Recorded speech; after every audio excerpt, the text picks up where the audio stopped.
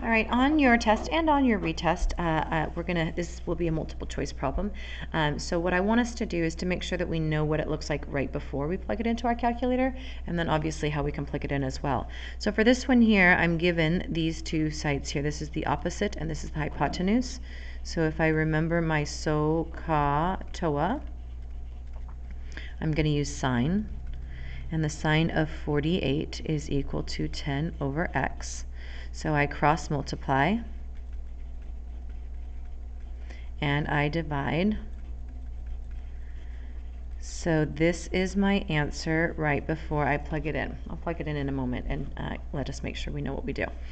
So for this one here, I have opposite and adjacent, which is tangent. Remember, the sine also is like the one that you're looking at, and then the hypotenuse. The tangent is the two legs.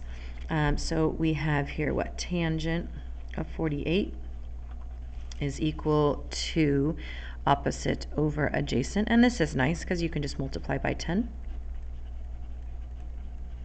And again, we'll plug those in a moment. Here, cos is close. These are the ones we have the adjacent and the hypotenuse, so so we're going to use cosine, so cosine of 48 is equal to the adjacent over the hypotenuse. Again, we do our little cross multiply. You end up getting x is equal to 10 over cosine of 48 when you are completed. And our last one is again cosine,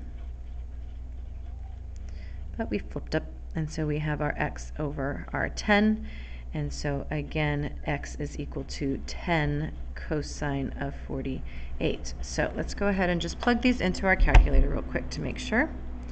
You can do it along with me.